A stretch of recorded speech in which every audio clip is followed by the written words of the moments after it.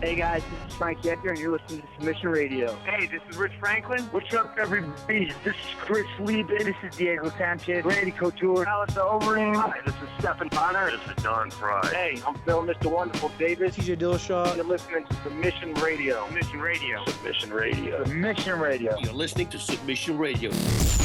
Welcome to Submission Radio, episode 182. It's Wednesday, the 13th of March. Dennis Gradiff here with Kasper Ozolowski on, I hate to say it, Cass, a little bit of a chilly morning here in Melbourne, Australia.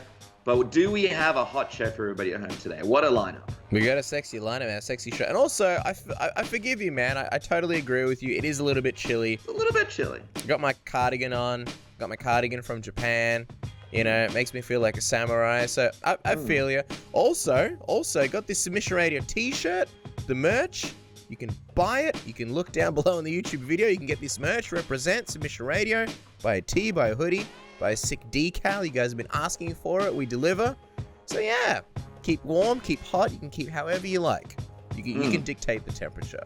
Yeah, the money from every t-shirt goes to children, but then give us the money so we can buy pizza. So make sure to buy a t-shirt today. Yes. A lot's been going on, Cass, in the crazy world of MMA. We've got UFC London right around the corner, which is super exciting. We've had some controversies happen throughout the week, and we've got a whole bunch of exciting fights coming up. So our lineup definitely reflects that. But before we jump to revealing who's on the lineup, just a quick shout out, a quick PSA for everybody out there. There will be no episode of Submission Radio next week. That's right. Everybody gasp. Good. It's sad. Unfortunately, I got to get a minor surgery. I won't be able to be on the mic, rocking the mic with Cass next week. Oh. But alas, we will be back the following week, and I will be back to 100% because make no doubt about it. I got to be 100% to do this thing, Cass. You and me, we're finely tuned podcasters. Yeah, that's One little thing goes off, the show isn't the same. So 1 week off, and then we will be back. But Cass, I'll tell you what, we're going to leave a week off after a very, very fun lineup this week on Submission Radio. That's right. The last stylebender himself, Israel Adesanya, returning to the program, returning to chat with the boys. Had a really good sit-down interview with him and his coach, Huge, back at UFC 234 in Melbourne in a hotel room. And when we finished, Israel said, I got to go. I'll leave you guys here. Just lock the door behind you. We were like, the trust this man is putting in us is just phenomenal. And so he obviously trusts us enough to come back on the program today to talk about his big fight against Kelvin Gastelum at UFC 236. There's a lot of things happening, a lot of things we want to talk to him about. Obviously, there's some controversy with Paulo Costa in the middleweight division. Rob Whittaker has said a couple of things about Israel. I want to get his thoughts on that. Jon Jones expressing interest in fighting Israel Adesanya somewhere down the line. Stare down between him and Kelvin Gastelum. Might even ask him about this Conor McGregor situation with the phone throwing and phone breaking. So there's a lot to talk to Israel Adesanya about. John Gooden will be previewing and breaking down UFC London. And of course, if we're going to talk to anyone about this Conor McGregor situation, I think he's a good guy to do it. A lot of fun fights this weekend for him to talk about. Leon Edwards returning against Gunnar Nelson, Darren Till, Jorge Masvidal. It's a stacked card. Dominick Reyes. I'm excited. I'm pumped. He stops there. No, it is a great card. There's a lot of fun things to talk about. Listen, I don't want to steal John Gooden's job, so I'll keep the talking to a minimum, and John can preview the fight. We're like the opposite of Joe Rogan when they get him to build up a fight in like a little clip before the thing happens. Yeah. Don't hire Submission Radio. No. This is a great card. Dominick Reyes? No, it should be a really fun time. Yeah, I'm excited. Phil DeFree, KSW heavyweight champion. He's fighting around the corner. He's fighting in a couple of weeks. I'm excited to talk to him, man. Never had him on the show. He had an interesting UFC run, not the most success that he wanted. Now he's on fire. Now he's killing it. 4-fight win streak. He's got a big fight at KSW 47, so we get him on the program. Also, Justin Willis. I feel like he's potentially one of the biggest untapped characters in the UFC's heavyweight division. Very strong Instagram game, very outspoken. At the end of UFC Adelaide at the post-fight presser, he believed that the UFC wasn't giving him the publicity he deserved because of what he stood for. So I want to talk to him about that. He's got a big fight against Curtis Blades coming up around the corner as well. I think it's a sexy show. I think he did great. I think he outdid himself this week, Dennis. Oh, thank you, Cass. It's going to be a lot of fun. 2 new faces on Submission Radio. Always adding names to the Submission Radio alumni. A lot of great names on there. Guys like Luke Rockhold, Uriah Faber, Don Fry. So it's great to have these guys join the ranks. And just quickly, guys, a little reminder for everybody out there to follow us on Twitter, Instagram, Facebook. Like us on Facebook and jump onto the social media. It's a great way for you to let us know what you think about the program.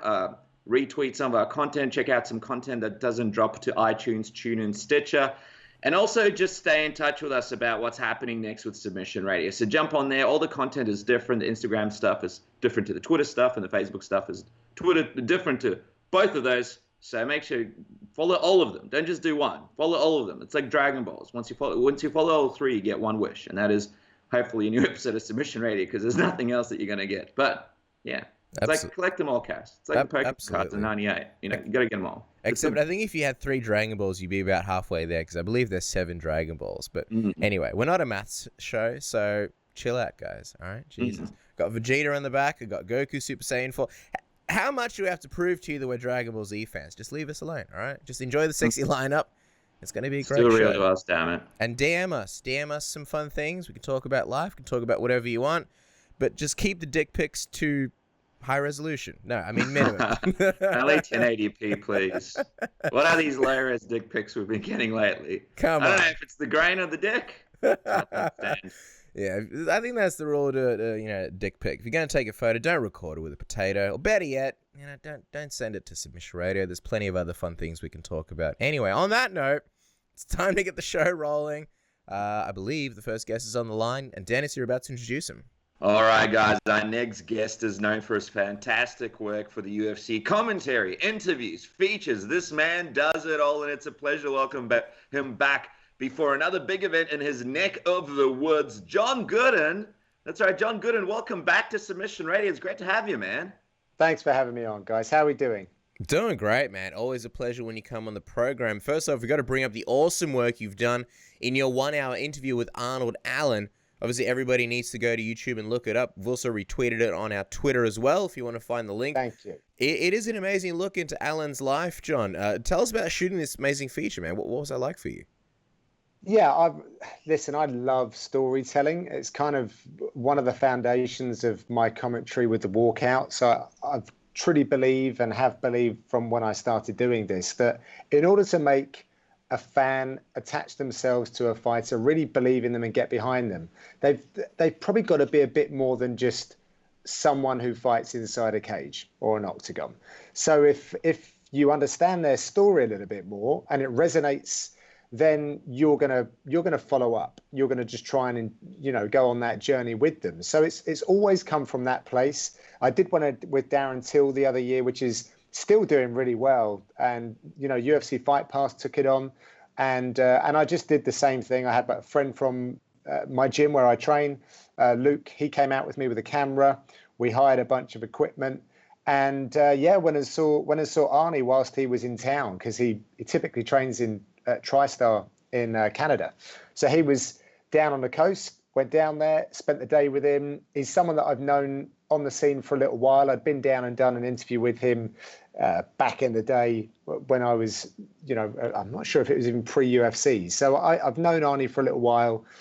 And again, I think that when you have a lack of programming in a region, like BT Sport at the time weren't really doing much, and I just think there's a bit of a void for this long form interview. Some people keep telling me that my stuff's too long and this, that, and the other, but I like to get like in there and help people understand who these athletes are, the human behind the fighter. And so that's where it came from. And I had a good time with Arnie, because he's an interesting character. He's quite reserved, but he's got a real cheeky personality. And I think we saw glimpses of that, but it's still not going to get 100% of it when you've got, Jon Gooden looking at you and a guy pointing a camera at your face. But it was great for him to let us in and show us around his hometown. Absolutely. And I was going to say, Jon, I mean, I feel like on every single card, there's a person on that card who doesn't get enough people looking into him. And this is something that could be done. And I don't want to give you too much work to do, but at least for every single pay-per-view, there's definitely a person where there's a story to be told where we don't get a chance to tell it, because we've got to focus on a lot of these headlining guys, and we don't have enough time in the day. And it's just beautiful to sit down, turn on YouTube, and be able to be transported into someone's world for an hour. I don't think the length is an issue at all, and you've done a fantastic job. You mentioned the Darren Till one. That was absolutely amazing. I feel like that was in big part a way for a lot of us to get to know Darren Till as well. I know I found out a lot more about Darren that I knew before thanks to that interview. So I think everybody needs to check that out. Now, me and Cass were talking about it, and we're talking about a dream list of guys for you to follow around. And a couple of guys on that list were guys like Brock Lesnar and Conor McGregor. But just if people know who those guys are, but just because I'd love to see behind the scenes what their life is like. I'd love to see John Gooden following them around for a day or a few days. Yeah, but if you had a dream fighter, John, who would be your dream fighter to follow around if it could be anybody on the current roster right now? Oh, that's such a difficult one, isn't it? So I think for me, one thing that you guys sort of mentioned at the top, I do a lot of producing work for the UFC as well. So I'm doing similar sorts of things, but I'm behind the camera, not holding it, but just kind of just producing the whole thing. So I go out to gyms quite a lot, and I'm, on the hip of fighters for 1 or 2 days to produce their features. Like I just got back from spending some time with Jack Hermansen in Norway. Before that, I was with Darren Till again. I was with Leon Edwards for a day. So I do quite a lot of this. But even then, the UFC are producing a piece of content. There's a certain formula to that. It looks a certain way and has a certain feel. And it's not as stripped back as the way that I would like to do it. Now, I'm always scared about when I go and see Conor McGregor, because I have produced probably anything that you've seen in Ireland, I think from the UFC, I've been the one that's produced it. And I did another one which we didn't get to see because RDA got injured. And Conor and I have known one another for a long, long time, since like 2009, 2010, but he's an A-list celebrity and he's very good to me. And I go out there, but every time I go out there, I'm like, am I still going to have that little bit of credit with him that I might have earned from knowing him for quite a few years now, and hopefully never being a thorn in his side and always kind of respecting him and his space and all the rest of it. But I would have to say probably Conor. That's not a bad shout. Again, it would put the fear of God into me in some ways, but I just find him really fascinating. And every time I've been able to sit down with him and have a conversation, his mindset is just incredible. And I'm really into sports psychology these days. I have been for a few years, particularly with my work with the UFC. The way that these guys, particularly Conor, when they have all of the cameras, all of the lights, all of the pressure, how they silence that and still perform to the best of their ability. Okay, listen, I know people might say, well, he hasn't won his fights recently, this, that, and the other. But that aside, to even be able to make that walk and not burst through that curtain and suddenly realise, what the heck am I doing? And then just go the other way. And Conor is a special example of that, because no one really in our sport, in many sports, attracts the kind of attention that he does. And his ability to control the mental side of the game is just ridiculous. And I'd like to kind of really peel back a few layers and challenge him in those areas, as well as just hang out with him and go ride in fast cars for a while, because I like that too. Of course, you'd want to make sure that he knows who you're with and that you've scheduled the appointment, that the cameras that you're pointing the camera at him. Otherwise, Yeah, very well done, nicely done, man. Just joking there. Well, I'm curious what you make of that situation, because it's an interesting one. Like, we obviously don't know the full details. I was thinking about it the other day, like being Conor McGregor in his life, having people mobbing you all day, every day. I'm not excusing what he did or anything like that, if that's what he did, but I mean, I hear Joe Rogan can't eat in restaurants anymore, like at the airport anyway, because people just mob him. What did you make of this whole thing with Conor? That stuff is crazy, isn't it? And another thing that I, again, having sort of seen the rise of Conor McGregor, is this was a guy that, like 5 years ago, where are we now? Maybe a bit longer. 6 years ago, was on the dole collecting benefits. And he has gone from that kind of wealth or not having any wealth to being an A-list celebrity. Now, most people that achieve that kind of fame grow up in this. You know, I don't know why I'm thinking of like Justin Bieber and Justin Timberlake, and then many professional soccer players, footballers. They, from a very young age, have had a team around them of professional people managing their finances, managing their media and the exposure to it, X, Y, and Z. I could go on. Conor hasn't had any of that. He's had to learn it himself. He's been very authentic, and he's just gone from 0 to like 100 quicker than anyone else ever. Yeah. And with that, how has he managed that process? Well, obviously, not if you're looking at his record now, not 100% brilliantly, but I don't know how I would have dealt with that rise to fame like he has. I honestly do not. I still get anxious going into UFC fight weeks just talking about this stuff, let alone going in and getting punched in the face and then everything else that comes after it. So I'm not going to judge him too harshly on that, but I would say that it's an intrusive world that we live in now with all of these devices, and I'm certainly careful about microphones being on all the time, and he's just got to be on his guard 24/7. And it looks like he's away with his family right now. We don't know what's happened, and it's something that's probably you and I, if someone stuck a camera in our faces when we're out and about, we're probably not going to like it. You know, just someone bowling up to us, and we could quite possibly react. But because it's us, no one's going to try and squeeze us for a few dollars. Because it's Conor McGregor, there's a lawsuit immediately. We're all speculating. Sure. But I just think it's really unfortunate now that we're getting a lot the balance of positive and negative stories that we're having associated with some of the big stars in our sport is, you know, right now we're still getting over the dark cloud, and but I think that's the world that we live in, if I'm honest. Absolutely. And also phones costing over $1,000 these days. What happened to the Nokia 3310? Bring that back. Snake 2. If you would have smashed that out of a fan's hand, that thing wouldn't have been broken at all. It would have bounced down the street. But here's the other thing. That dude needs to negotiate harder, because in the UK, just sign up for 24 months, maybe pay $50, and you'll get one of those phones, no problem. He must be angry because he realized he's in a terrible contract, and the way to get out of it is Conor McGregor. So well played. But I was going to say just quickly, take the insurance.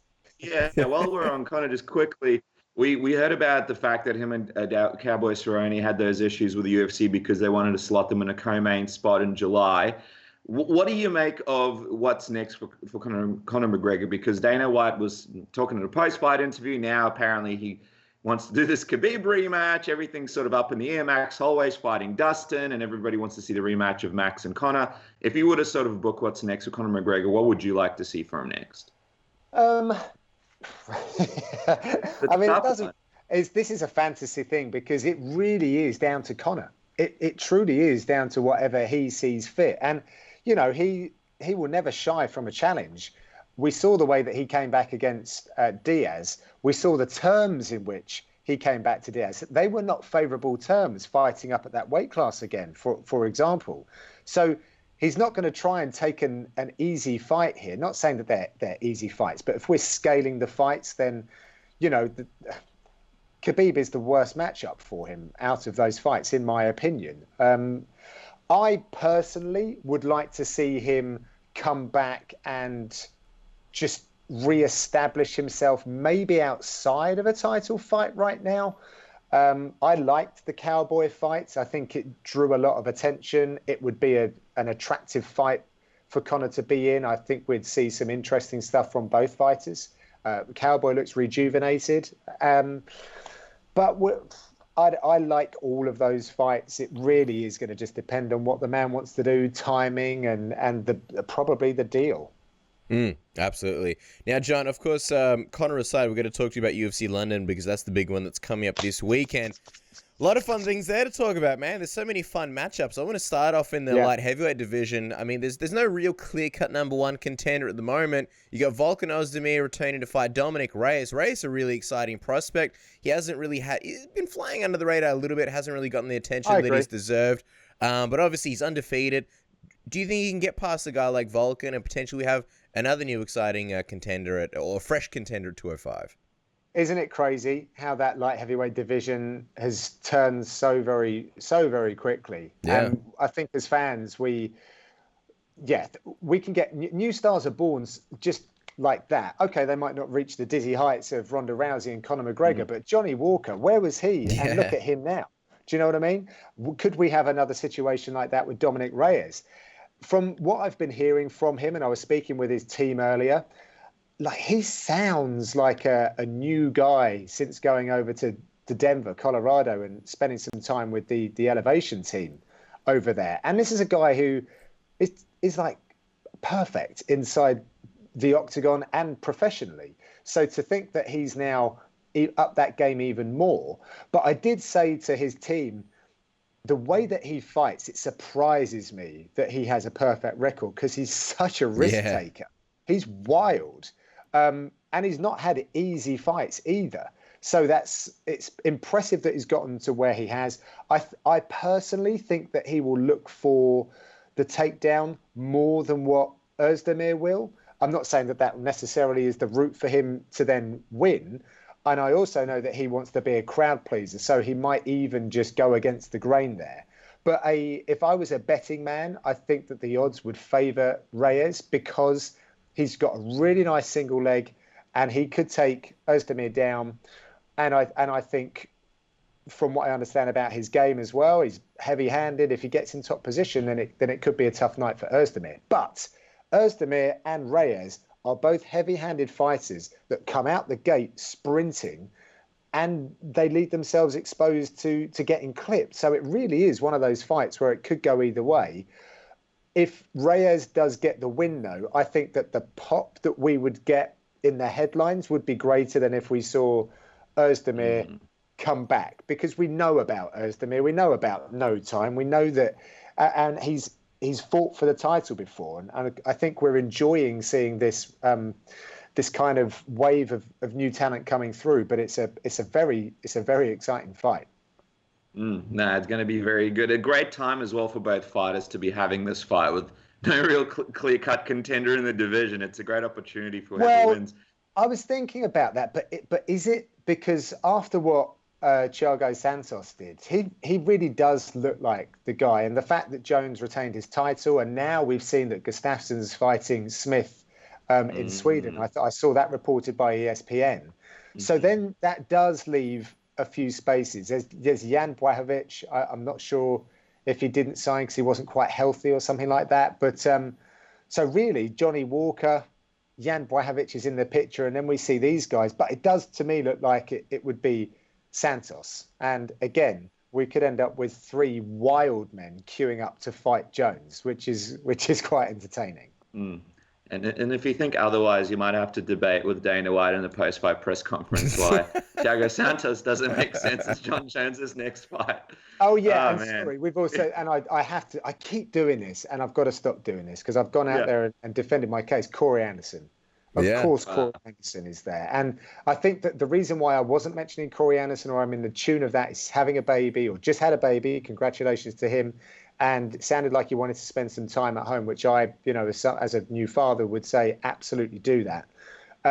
But when he's ready to come back, then I think that he definitely has a solid case for title contention. And maybe, he fights one of those guys that are going to be fighting on the weekend for that next spot after Santos, maybe. And don't forget, Submission Radio friend Luke Rockhold, who's getting bigger by the day and get ready for his move up as well. So a lot of fun things happening there. Yeah, for sure. I want to ask you about another man that's sort of been forgotten a little bit by fans, and that's Leon Edwards. He's fighting Gunnar Nelson here, and it's a big fight against a big name.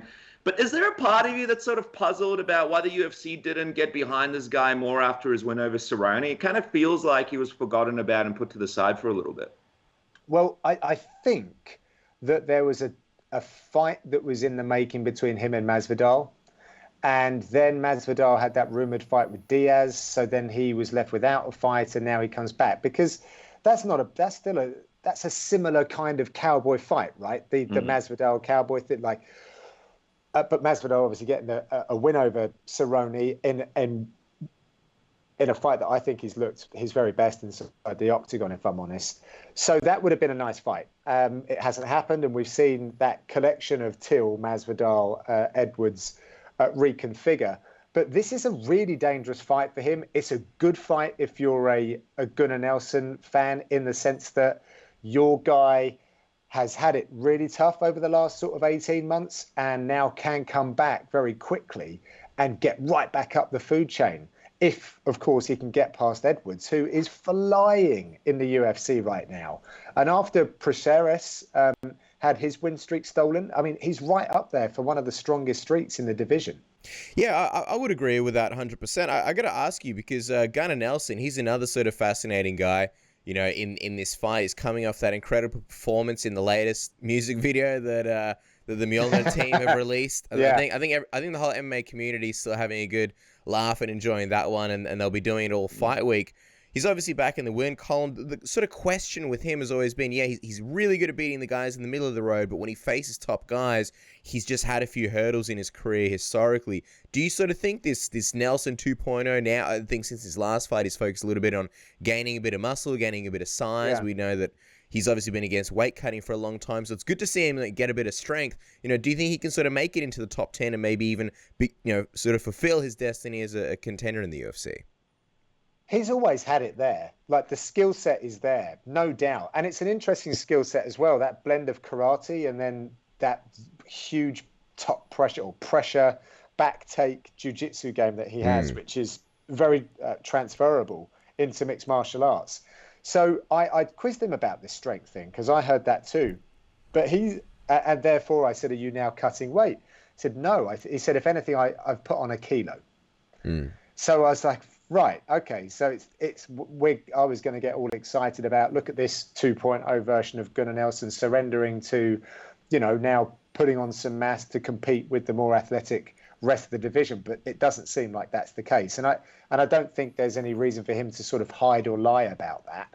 So I personally think that he has learned some very valuable lessons inside the octagon. He's someone who is so calm and is very cerebral in everything that he does. So when things aren't firing, he probably does have to make some quite interesting changes.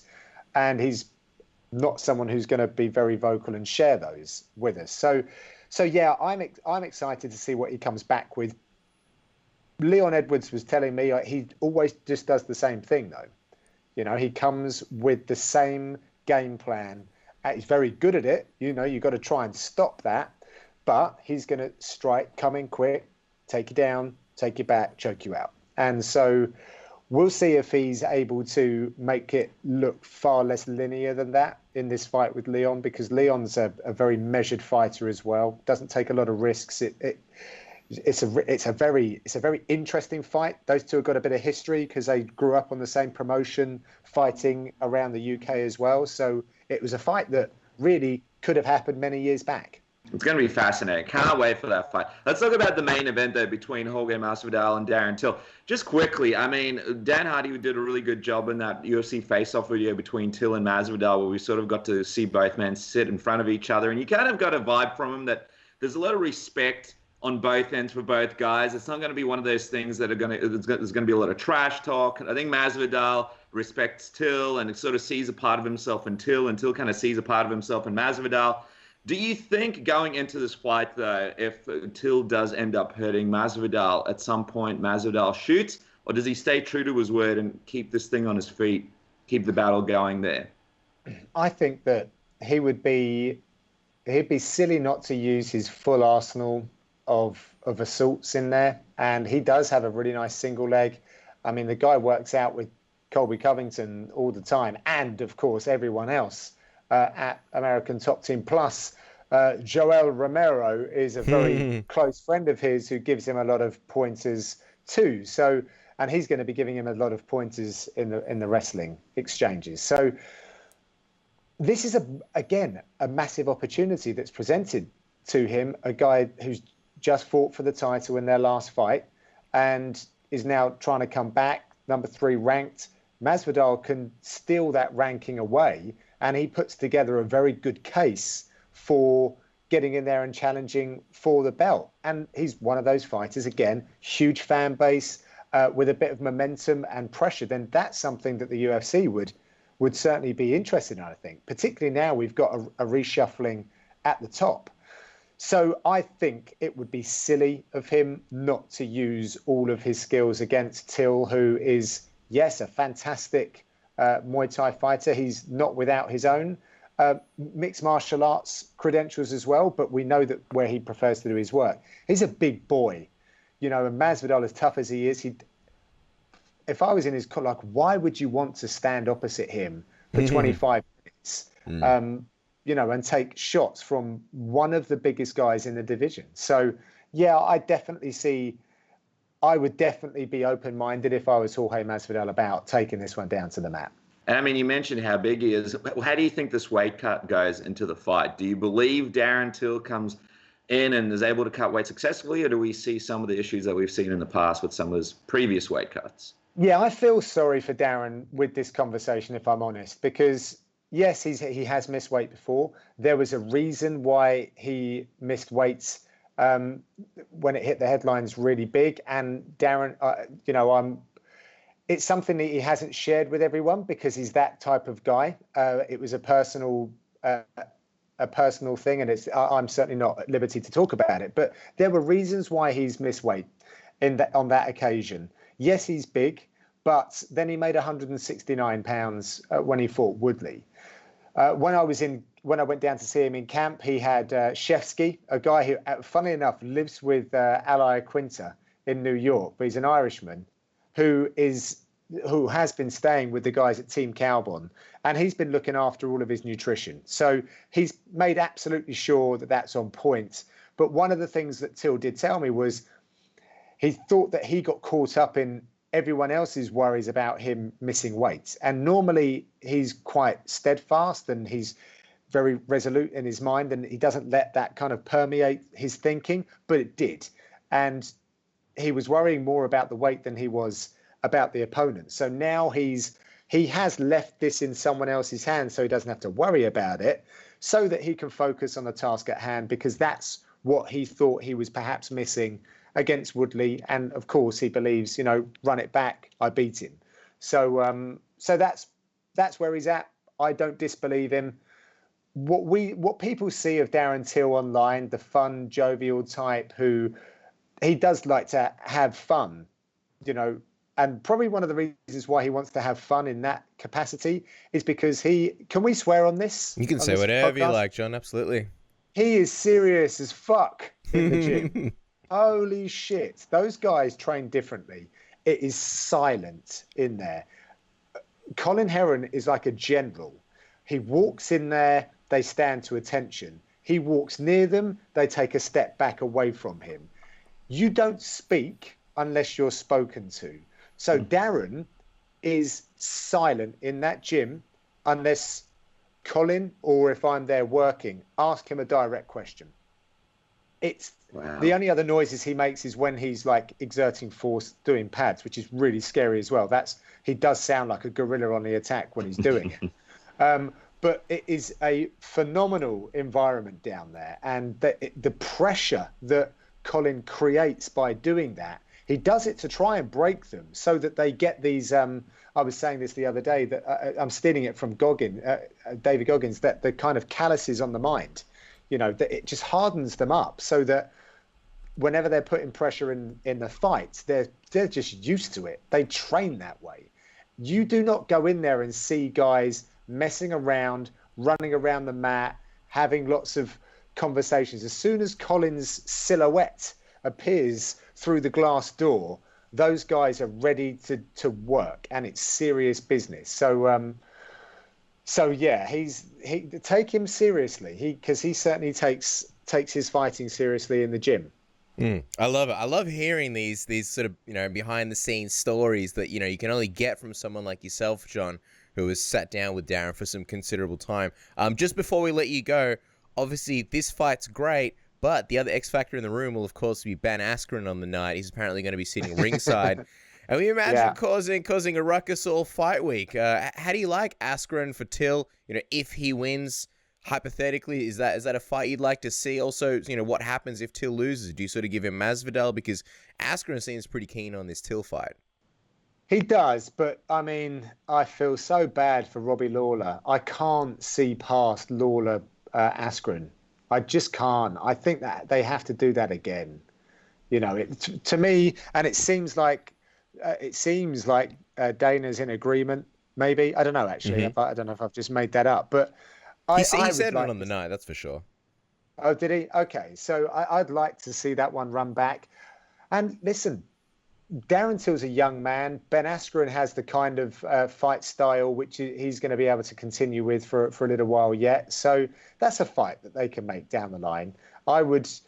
We'll see what happens with this fight. But I mean, you've got to think about Leon Edwards and Gunnar Nelson. I'm looking at that thinking, I can't help but think they were trying to pair up the winners out of that to then go forward and maybe challenge for the title again or contend a spot. And now that Usman is the champion, it sort of opens the door for Darren Till again if he gets a win here emphatically. Yep. If it was Woodley, I'm not so sure, but because it's Kamaru, then that's again, it's a fresh matchup that the fans might be interested in. It's going to be fascinating, guys. It's going to be an action-packed fight night in London. Super jealous, John, that we're not down there. It's actually, for me, almost like a pay-per-view, pretty much a pay-per-view worthy card. So many amazing fights.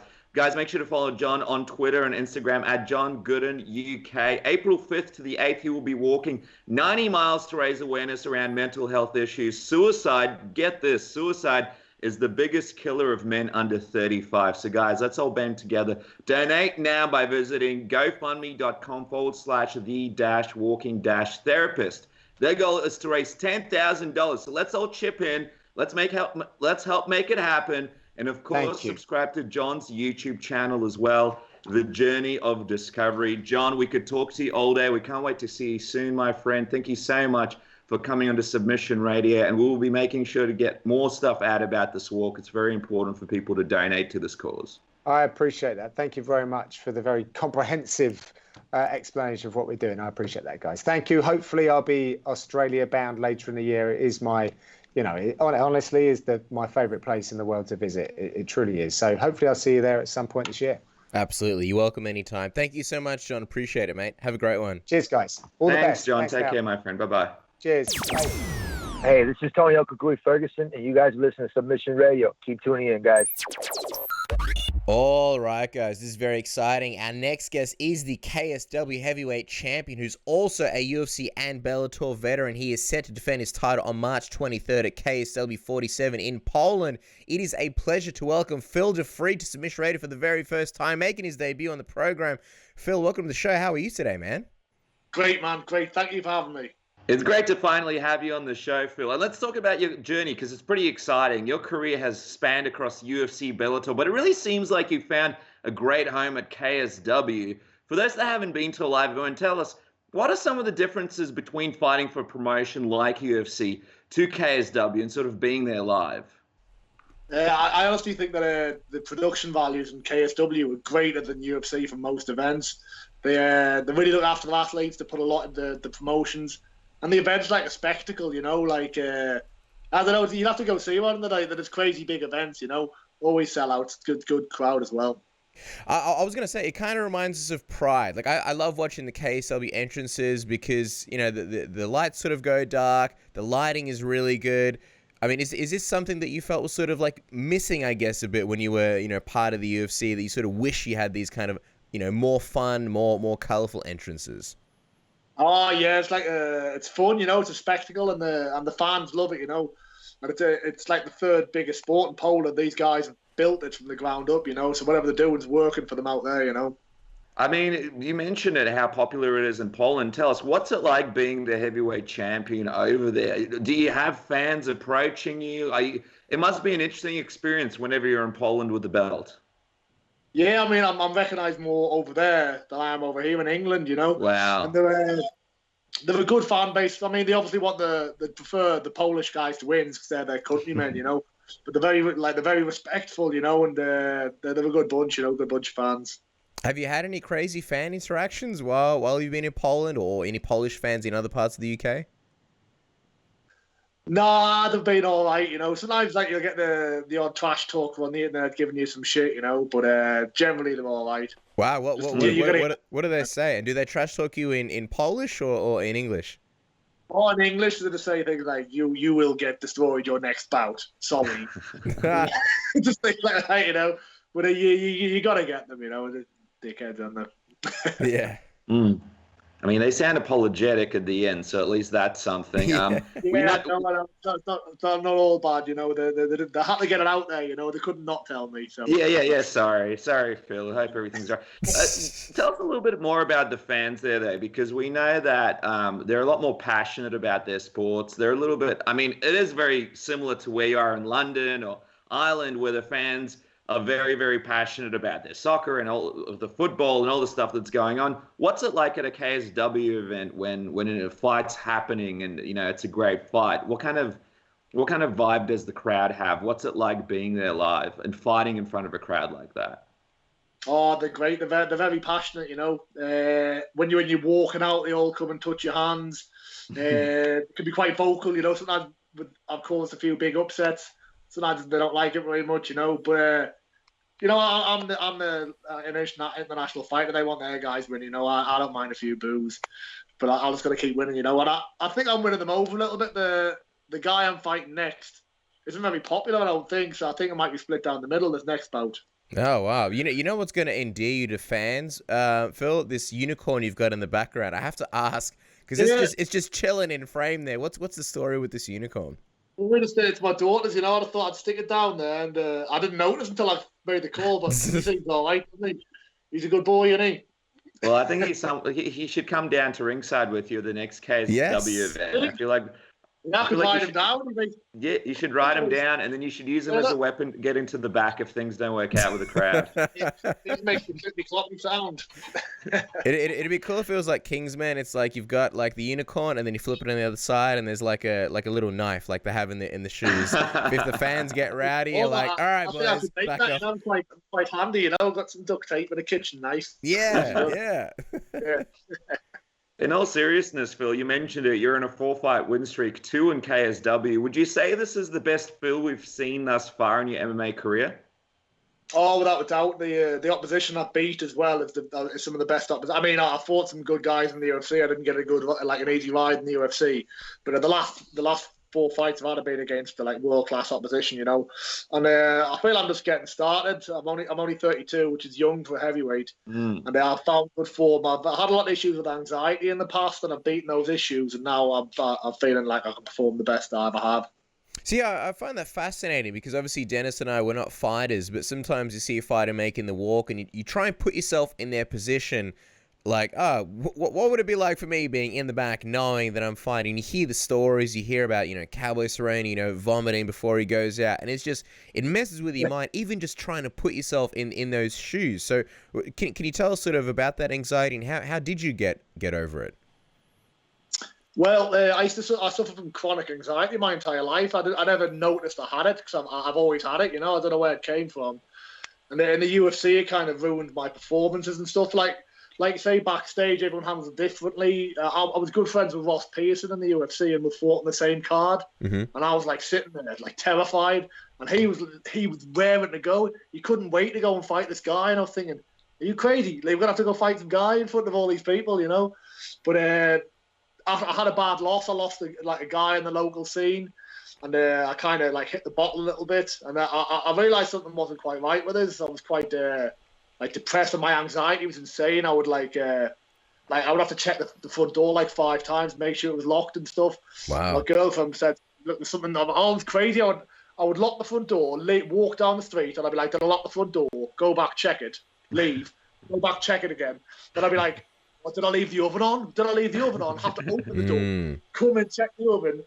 It was totally mental. I would take us half an hour to leave the house, but I'd done that all my life. So I thought it was normal to worry about that stuff that much. Or I'd worry, did I leave when I put the dog out this morning? Did I leave the dog out in the yard? And it was snowing, so I had to go home. I had to go home from work one time, but obviously the dog was in bed, Yeah. But I went to the doctor and I got some medication and some therapy. And ever since I've been there, my fighting career has took off. And I'm just a much happier person. Like, I couldn't, like, no, there was, like I said, I didn't realise I had it. I thought it was just how it was, you know? Yeah. Wow. I mean, it's great to hear that you sort of, took precautions to sort of make your life easier. I'm wondering, though, like, with that sort of, with that kind of attitude where you would double check everything, did that help you in any ways in terms of, like, preparation, in terms of, like, making sure that, I don't know, if you had any kind of deficiencies in the training room, that you would make absolutely sure that you were doing everything you can to sort of, I guess, get the best preparation that you possibly could, if that makes sense? I mean, it did hinder my career. I was just terrified, second guessing myself. Oh, should I throw a jab? Oh no, I might get counted. Made us like gun shy a little bit. But it also made us quite a good grinder, like submissions guy. Like I hunt takedowns relentlessly, and I apply good pressure. I think the anxiety kind of made me do that because I was so anxious about getting like punched and stuff. So, like if I never had anxiety, maybe my career wouldn't have been as good as it has been. So just got to look at the positives. I know, obviously, you've got this massive fight in KSW, and you're doing phenomenally there. But do you sort of ever think about running it back in the UFC, sort of maybe one day, and sort of showing people on, back on that stage, sort of what you have now and who you are now? Yeah, I've got a good run on us. I've been over to a top team there, and I've been doing great against like the best guys in the world there. I know I could have a good run in UFC, but it's all about the cash now, and gonna have to go where the cash is, and we'll see where I'm at. Finish with KSW, and they have looked after us. They're a good bunch, but cash is the main thing. I've got 2 little girls, so we'll see what's up. But I honestly think I could fight for that title and win it. Absolutely. And we were wondering, because when you last fought in Bellator in December 2017, that was your win over James Thompson. What's your contract situation like now? Is there a possibility of some more crossover to Bellator if the future things go to plan at KSW, or are you just primarily with KSW now, and that was the one sort of fight kind of contract? That was I fought on Bellator, and I inquired about getting signed with them. I was like, I would like to sign with you, and they said no. They said, oh, whoa. Wow. Yeah, but then they've just done this big European recruitment drive where they've signed like 50 or 60 English fighters, So I think the snappers up now, especially with my win streak. But I'm happy at KSW, but as champion, you're exclusive. So like I couldn't fight for any organisations. So, but I've got 2 fights left in my contract, and I'll see what's up then, Yeah. I mean, not to get too ahead of anything, but I mean, Fedor, Ryan Bader, Chael Sonnen, you got Matt Mitrione, a guy you faced in the UFC. Any of those guys that kind of have been on your radar when you've sort of been thinking like, gee, I wonder what things would be like if I was in Bellator? I mean, there's a few fights. The Matt Mitrione fight and the Todd Duffy fight are like totally let the anxiety absolutely ruin it. I wasn't even fighting. I just kind of let them kill us. And those guys are killers. They're great fighters. We could run it back and they could beat me again. But at least I'd fight this time. They're definitely fights I would like to do again. And I mean, I've spoken to Matt since. He's a cool guy. He's a good family guy, But I definitely would like to run those 2 back, I'm always curious sort of how fighters sort of become friends afterwards and things like that. When you say you've spoken to Matt, do you guys have a bit of a relationship, or how did you guys sort of get in contact? No, we just met backstage at a Bellator. My friend was fighting on, and any guy I've fought, I'll come and speak to them, unless they're like a piece of shit, Yeah. But most guys, I think I might have only fought one piece of shit, but they've all been good, I have to ask now, who was the piece of shit? I wasn't going to ask, but the way you teased it, Phil, who was the piece of shit? Well, yeah, I'm like such a nice guy, I don't want to say, but it's, I've got such a funny story as well. I could tell you this funny story, but I don't know. Come on, Phil. Brett Rogers. Okay. Well, he's a guy who's pretty controversial. So I'm sure the fans won't be upset at you for saying him. What was the funny story? What happened with Brett Rogers? Well, have you heard about the dick grabbing thing? He's been grabbing everyone's dick. He grabbed someone's dick, then he got sent to jail. Yeah. He didn't do that to you, did he? After I fought him in Japan, took him out for drinks, and he was like, we kind of took him out, and he was kind of being like an asshole to all these people. People were like, is this guy with you? And I was like, well, yeah, but no, not really, And he come up to us and he started touching us to get my attention, but he was touching my dick, touching my dick, just slapping it like that, Yeah. I was like, yes, Brett. He just fucking turned his hand, full on grabbed my dick, you know. Oh wow. So I went to my mate who I was there with. I was like, Dave, I went, Brett just felt me cock. You've got to get out here. And he was like, yeah, he felt mine 5 minutes ago. I was like, why didn't you say something then? You could have got it, you know? Yeah, cock level. I love how your mate just kind of like didn't even want to say anything. He's like, I'm just going to pretend this never happened. We were all pretty smashed, you know, pretty drunk, you know? Yeah. Oh man, I'm glad you told that story. See, that's a classic story. The old, you know, dick grabbing in Japan story. Yeah, no. Okay, we gotta ask about your fight, because in all seriousness, Thomas Nurkun, obviously a serious guy. You know, he's the KSW light heavyweight champion. What do you think about him stepping up to heavyweight to fight you for the belt? I don't know. He's a good fighter. He's got very slick jits off his back. Mm-hmm. But I've got good top control, and I think I'll be too big for him. He is very dangerous. He's got a decent kickbox and a very, very good off his back guard game. But I think I'll be too much for him. I think I'll get the finish. There's a reason why the top guys don't play off the back anymore. They all scramble to get to the feet 'cause it gets him exhausted.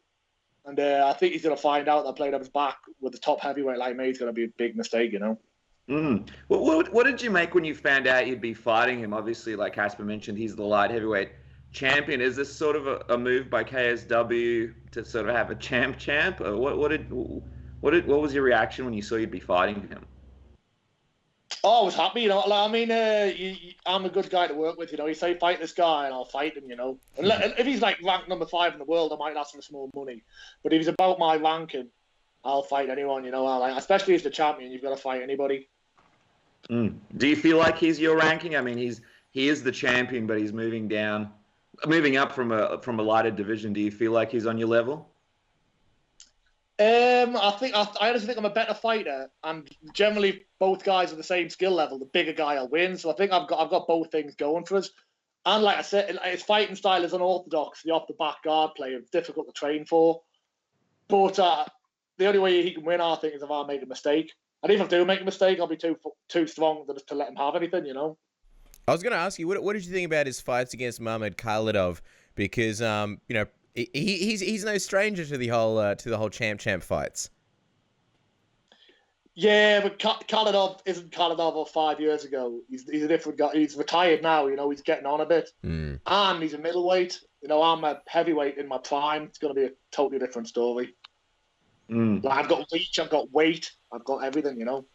It's going to be fascinating. I mean, it's still a little while away, but what are you expecting sort of fight week to be like when you guys are doing your the stare downs and you're around each other? Are you expecting to get along with him, or do you think he's going to try and sort of play some mental games with you going into this one? Well, I don't know. He kind of sent like a funny, like trying to trash talk video to us, but like I think he's like a strange guy, you know. I think that's why the Polish fans don't like him very much. So it just came across a bit weird, you know. So I gave him like a retort, and he didn't reply, you know. But I'll play the respectful game until someone plays it, like does something unrespectful for me, you know. So we'll see how it goes. But I can play both ways. I'm not bothered. I mean, what's gonna happen? Is he gonna fight us? You know what I mean? We're gonna fight anyway.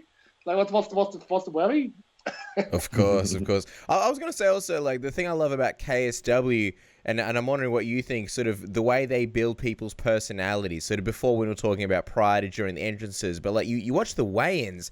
The weigh-ins feel like they're an event, almost a spectacle on themselves. You know, the guy emceeing, they got all the, like, I don't know, just the way the music goes. Do you like that they've sort of they play to each guy's strengths? They've even signed massive guys like Martin Ford. Do you like that about KSW, Phil?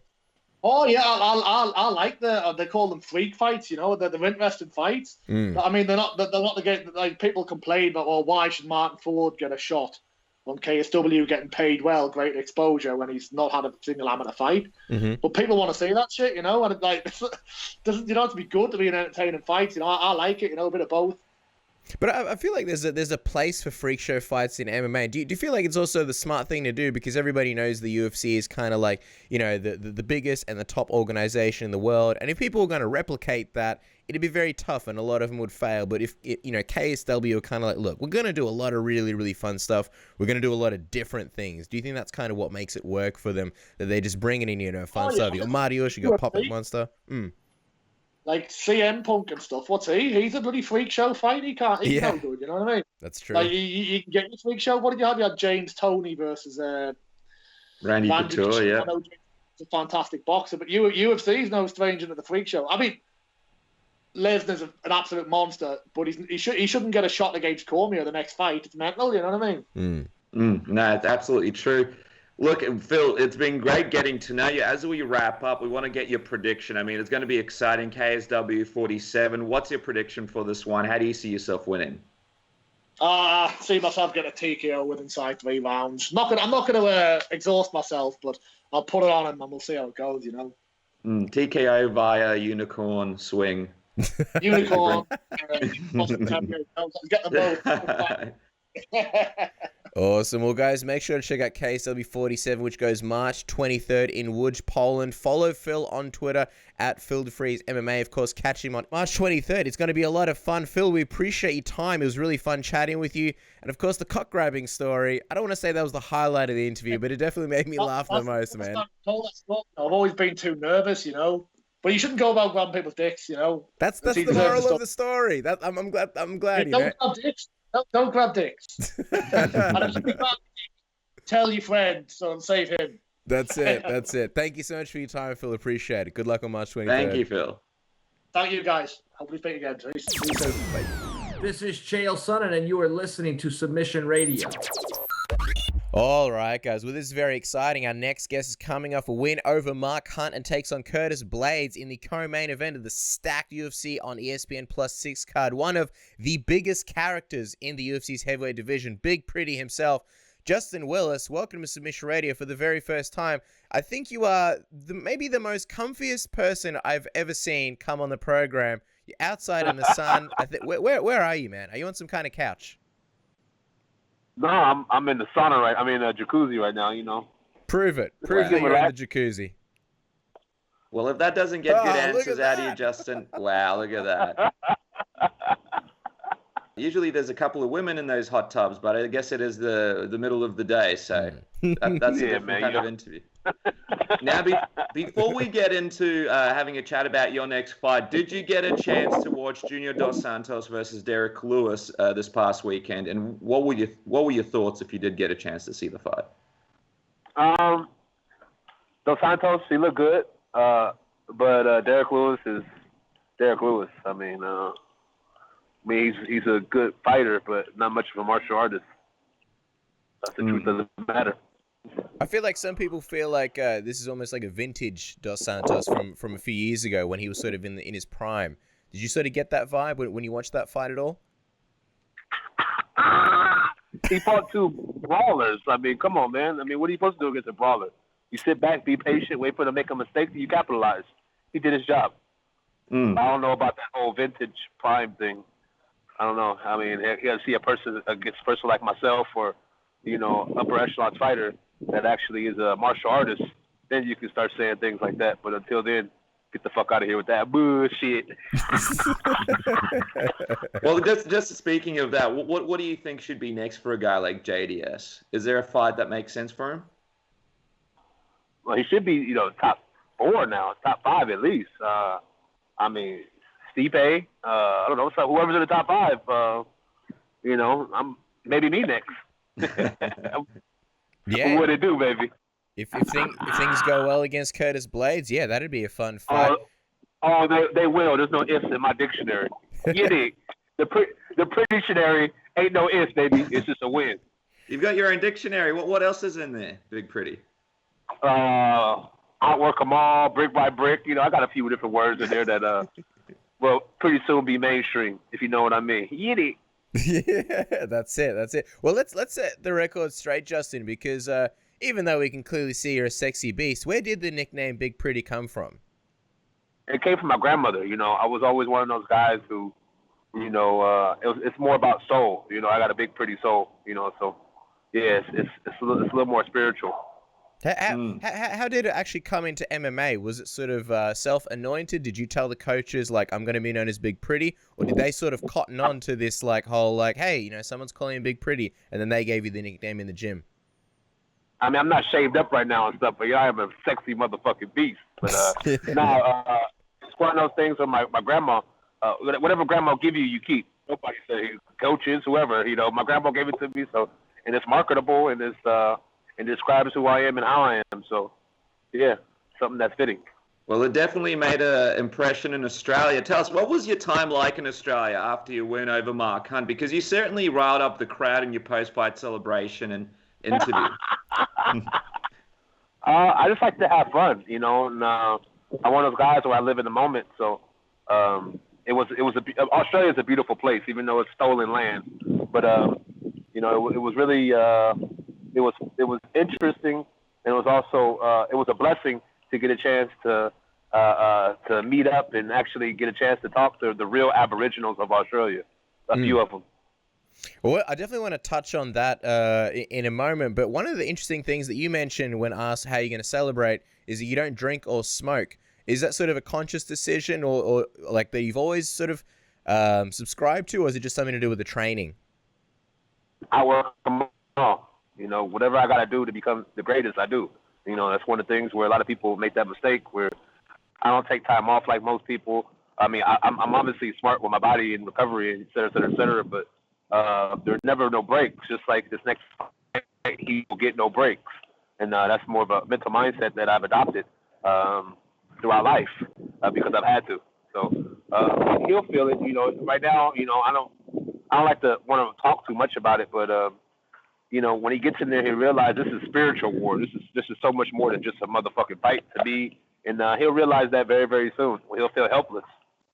At the beginning of my career, I used to drink. I used to work at a bar. Actually, I used to bartend, and I see how much how much it can really curtail your real progression. Mentally, spiritually, and physically. So it's one of those things that I made a sacrifice. And I no longer do. I haven't done that in years. So, it takes away from recovery time. It does so much. And, if you look at alcohol, the real alcohol, another name or a synonym for alcohol is actually spirit. And, I'm not ingested any motherfucking spirits. I'm okay with being who I am at all times. I was going to say, after your win over Mark Hunt, you said you wanted a top 5 opponent. What was your reaction when you got Curtis Blades? Getting such a highly ranked guy is obviously at number 4. And how did this fight come about for you, Justin? I call for him. I mean, it's one of those things where I call for him. It was either him or Volkov. That's the only 2 fights that really made sense at this time for me. So it wasn't his choice. I don't even think he wanted this fight. And if he did, he fucked. But nonetheless, this is something that I wanted. And, I'll go out there and continue to prove that I'm the best. One of the most interesting parts of your post-fight scrum in Adelaide was that you said you felt like the UFC doesn't give you the publicity you deserve because of what you stand for. Take us into that. Yeah. What exactly did you mean? And how long have you felt like this for? It's one of those things, man. Personality. I know I got it over these guys. What I stand for. A lot of these guys don't even fucking stand. They walk around on their knees. Literally, a bunch of Uncle Toms and Stevens and people who just yes, I'm boss. And that's if that's what they want, then that's not really marketable, and it's not really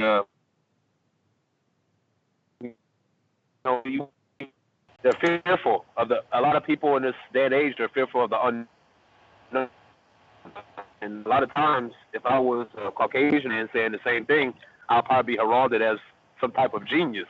But since I am who I am, and I am the color of the skin that I am, I'm looked at more so as have an attitude problem, it's crazy, et cetera, et cetera, et cetera.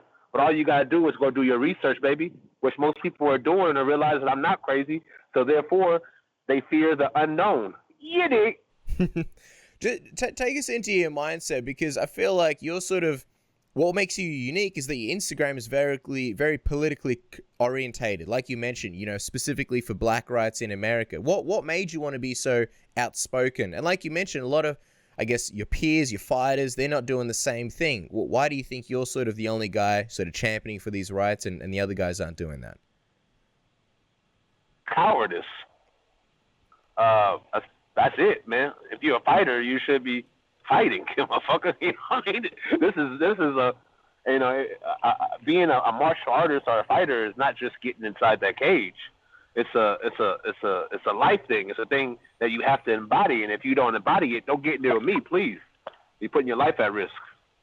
I mean, obviously, you're in a big fight against a guy like Curtis Blades, who's well known. Do you feel like the UFC have pushed you at all since this win over Mark Hunt? Have they done anything to try and get your name out there, or to get you more publicity, or to get the world to know more about Justin Willis? You answer that question yourself. But we want to hear what you think. What do you think, Justin?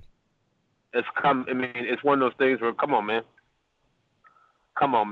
You know, we're entering the days of revelations where everything is being revealed. The internet is so fast. So a lot of stuff that I'm saying, people understand is true. You know, there's no more, arguing with these facts, because all you got to do is go do simple research and you realize that they're facts. So do I feel as though the UFC has done anything since Mark Hunt? They gave me this fight, but it's like, did they give it to me or did I earn it? Yeah, I completely agree with you. You know, you hear fighters say like Rose Namajunas, where they speak about how, you know, they have a cause, they have a goal. Their main goal is really to make the world a better place, and the UFC is kind of like the platform that they're just sort of, they're using the UFC as a platform to sort of get there and reach their main goal. Is that kind of the same thing for you, where fighting is just a way for you to sort of change the world and sort of make it a better place? I mean, whatever God has for me, I kind of just do. So whether it's UFC or anywhere, man, I grew up homeless. So, I mean, I'll be fine no matter where I am. Well, obviously, it's a big fight. And if you win this fight, you'll be up there in the rankings and taking on some of the biggest guys in the division. You've already beaten Mark Hunt. Curtis Blades is another name on the list there.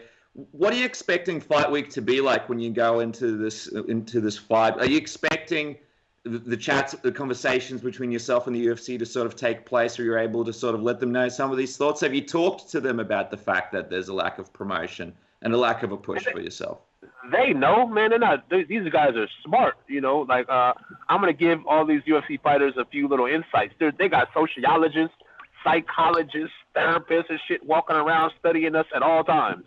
And if they don't, they stupid. So, you know, that's something that should be common sense. I mean, I know they do. So they know exactly how we feel, when we're feeling it. I mean, come on, man. So they know exactly what they're doing and what they're not doing, you know, and they know who they want to publicize and who they do not want to publicize. So it's not something you have to talk to them about.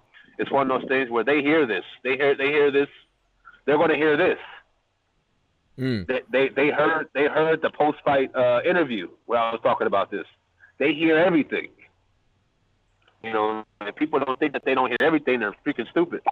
Well, you know, I think my dad used to always say a lot of this stuff is common sense, but sense is not always common. Yeah.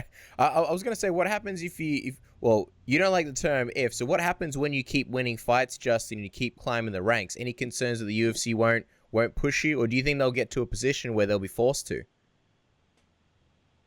And then not only will they be forced to, but the other people will start to chime in as well. So then I guess the fire will become uncontrollable at that point. Well, you dedicated a post on Instagram a week ago to your late father, and in it you mentioned the mission. Can you take us into exactly what the mission is for you? Be me. Keep on, you know, doing what I'm doing, you know, standing for the truth. Standing for people who don't stand, even, you know, the cowards who don't. I'm standing for them as well. I'm standing for, you know, the people who don't have a platform, who grew up in the same situations that I grew up in, and, you know, they don't believe that they can. But I'm here to tell them that they can. I want to say, like, in this mission, because I know, like, you mentioned before that you sort of, you had a tough upbringing, you grew up homeless. Is that kind of what you're trying to prevent? That's kind of one of your main goals? You don't want, you know, other people to sort of have to go through in the future some of the things that you've gone through? You can't always prevent that, but you can always teach people who are going through that there's a chance that they can overcome whatever is put in front of them. And that's one of my missions. Well, just looking at the mission in your upcoming fight after Adelaide, you said you want to show a different part of you in every fight. So what are you looking to show against Curtis Blades? number one, it's going to be pure domination. Number two, I can't say all that. I think I have to get when I get there. It's one of those things where, oh, baby, I've been working. And I've been working, in every fight. People are going to have to start, actually acknowledging the fact that every fight I look different because I didn't really have all the resources that a lot of people even on my team had.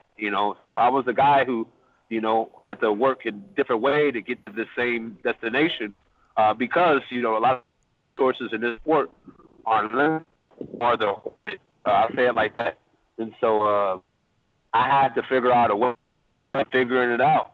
And what you're seeing is a constant evolution of how I am as a martial artist. In this next fight, you'll see a different part, more complete. You mentioned, Justin, that you haven't had some of the resources that your teammates have. Obviously, Curtis being a phenomenal wrestler, and you've got Cain Velasquez in DC in your camp at AK, arguably two of the best heavyweight wrestlers. But how much of a part have they been in your camp? Because I believe both guys are sort of currently not 100% health wise. Have they helped you a lot in this camp? I mean, you got to know, man. Like a guy like Curtis, I'll give away this. That guy like Curtis, I want to see what he's like being the nail. Anybody could be a hammer. A bully could be a hammer. Anybody could be a hammer. But what happens when you become the nail? And at AKA, I was the nail for the first 3 or 4 years, and I had to overcome that to learn how to become a hammer. And I think that my upbringing helped me mentally. God is great, man. That's all I can say. So my thing is, will he know how to be a nail?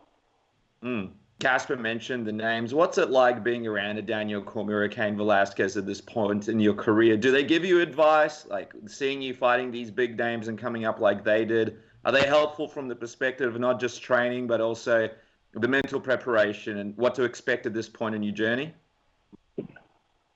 I was one of those guys where I sat back and I watched. Not only was I their sparring partner during their primes, you know what I'm saying? Like repeat after me. I was Cain and DC's training partner, the only one, because they drove off everybody else, whooping their ass. So I was the one to come in, day out, doing their primes. Literally. So when they're fighting Brock Lesnar's and, the Strikeforce tournament, et cetera, et cetera, et cetera, I was there. So getting a chance to see that and to see the work that it entailed to get to that point, and my thing is when you watch things like that, you have to have the wherewithal to, how do I say this, to not just emulate, but to go over what they did. And that's what I've been doing. And that's why you're seeing victories.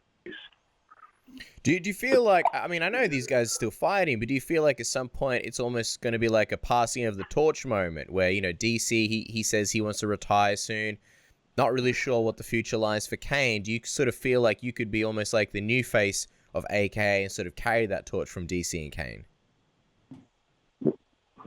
Whenever, that's one of those things where that's between them. So I'm just going to continue to do my job. I don't worry about all that.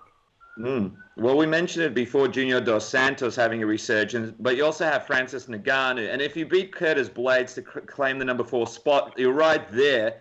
What do you think a win over Curtis gets you in the division? Are there any guys that you're sort of eyeing up next? You've been able to fight some big names lately.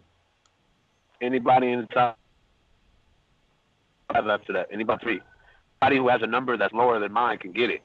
Point blank period. So I'm not here to, those and Blades, I caught them out because, they're coming off a loss so that they had to fight me. You know what I'm saying?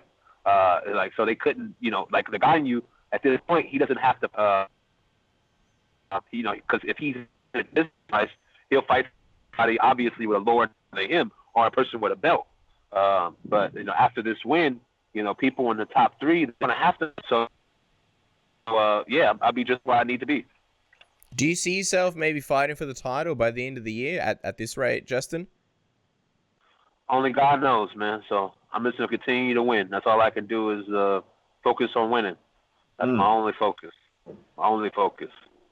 Do you have a similar situation with Kane and DC? Obviously, they're not willing to fight each other. Is it a situation where you want to see what happens to DC in the title before you fight for the title? Would there be a scenario at all ever that you would take on DC for the title if that was the situation? That would not be my choice, or not. That would not be something that I will be chasing. No.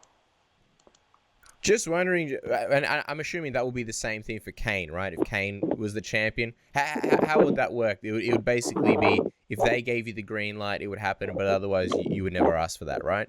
No one asks. Well, let's discuss the other rivalry that obviously has everybody down here excited. You and Tai Tuivasa. Tai still wants a fight with you. We spoke to him recently. He'd like to fight you soon. What do you make about sort of the last month and the stuff that he's been saying about you to the media? You could say, again, he could say whatever he want to say, until he has something that makes, I say, you have to offer me something. I'm not going to do anybody any favors in this game. I'm not going to talk no type of shit unless you sign that dotted line and you have a that's lower than mine. I've been clear from the beginning of my career, beginning of my conquest in the UFC.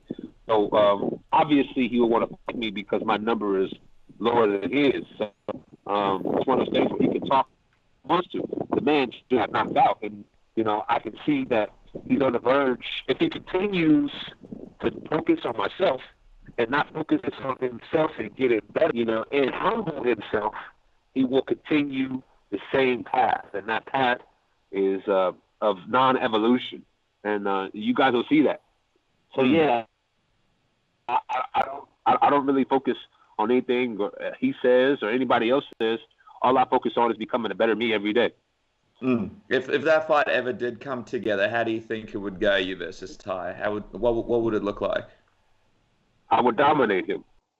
I know you're not really focusing on what he's saying about you, but he has thrown a few social media things your way.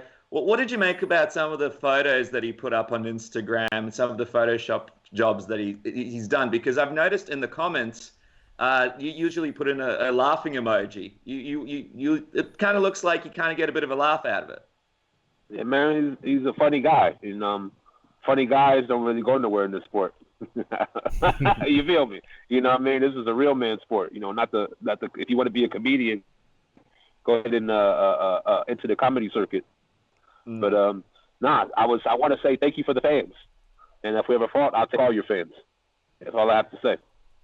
All right, well, Justin, as we let you go, man, we're very excited for this Curtis Blaydes fight. Any particular scenario that you see yourself getting your hand raised? I know you said domination, and I know you've said you like to sort of feel fights out in real time, but as far as what people can expect at ESPN Plus 6 on March 23rd, how do you see it going down?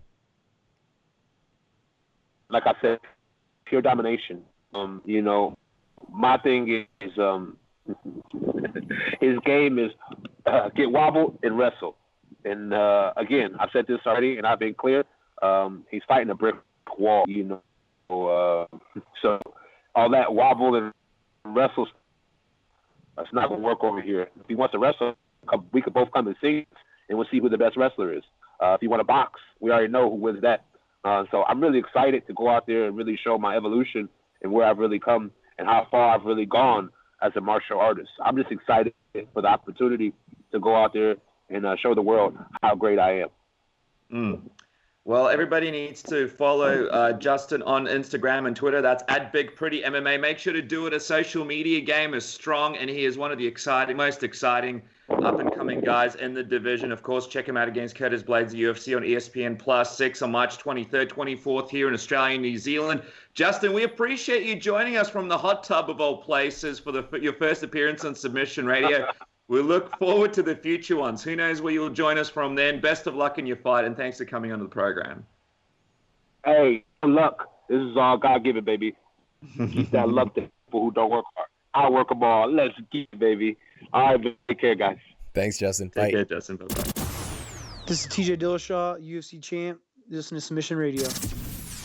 All right, guys. Our next guest is set to return for his sixth fight in just 14 months when he takes on Kelvin Gastelum at UFC 236 for the interim middleweight title. One of the fastest rising stars in the UFC, the last stylebender himself, Israel Adesanya. Welcome back to Submission Radio. Fresh after training, how are you, man?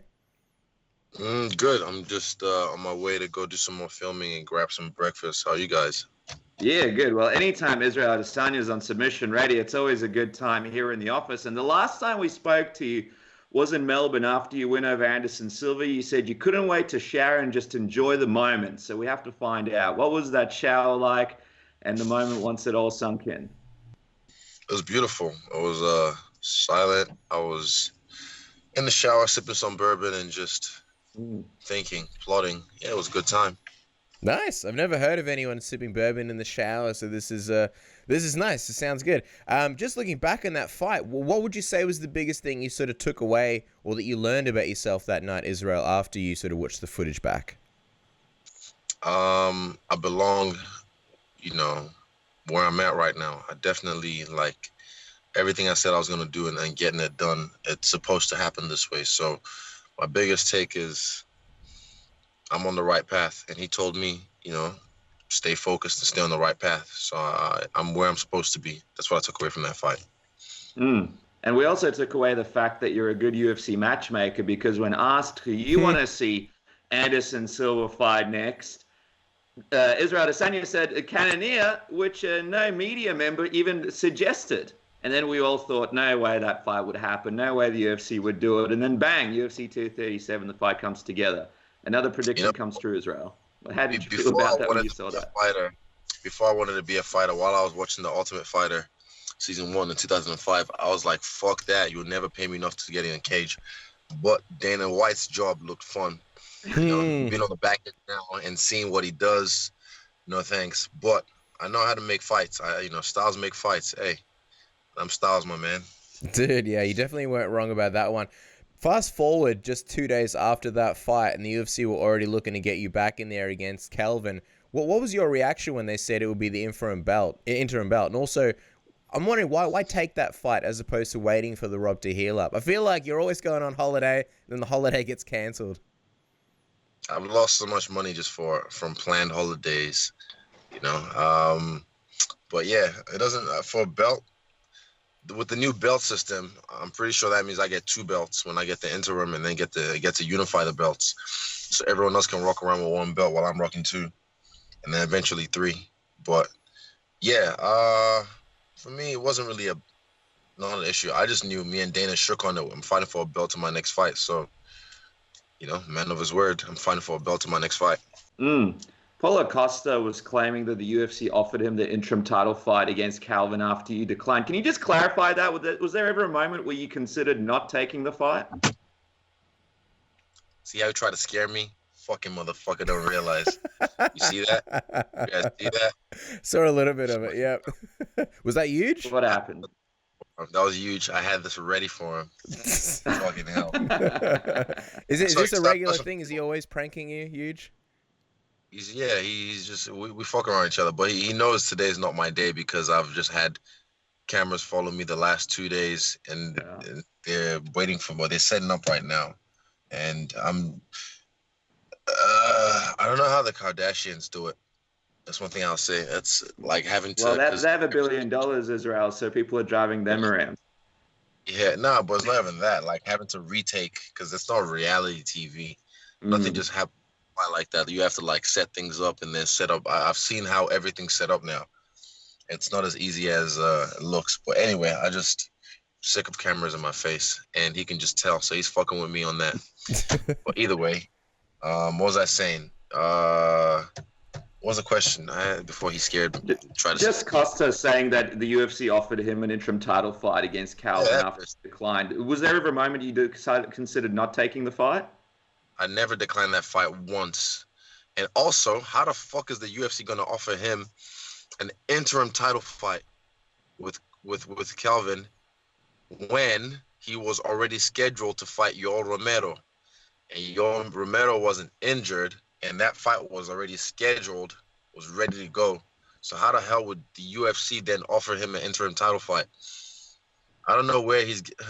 First of all, is he fighting now? He's not fighting. Is he fighting now? Exactly. And it's for undisclosed reasons.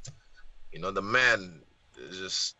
I don't even want to talk about it because it's funny. I've been laughing about this.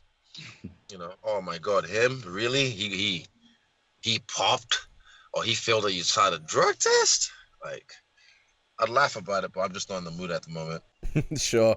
I wanted to ask you, because I believe you said on the Luke Thomas show, Israel, that you believe Rob should have been stripped initially, I think after the Anderson Silva fight. Did you ever throw that out there to the UFC or discuss it when discussing the interim belt? Did you ever speak to him and say, hey, why isn't this for the real belt? Yeah, I mean, look, I felt, this can be for the real belt, and then he just, when he comes back, he can fight me for it.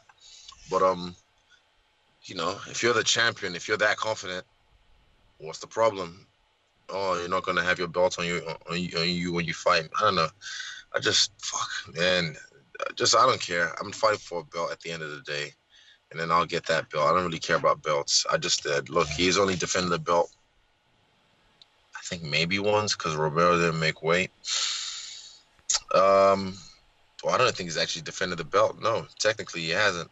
So, and also he's fought once in the last year. I fought fucking 6 times or 5 times in a year. So yeah, I don't really care at the end of the day. I'm fighting for a belt. I'm looking forward to my fight.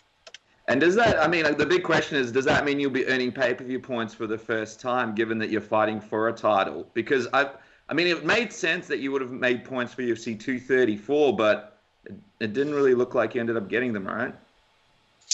Yeah, those one. Well, that was not in the contract, so you know, I just had to put it out there just to let them know that I'm watching, that I'm aware of these things. A lot of other fighters wouldn't really be aware, but I'm aware of these things.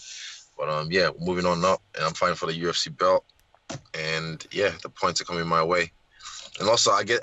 This is not even my card at the end of the day. When I have my own card, like my first pay-per-view headliner, when I get to, from start to finish, sell the fight, it'll be a different story.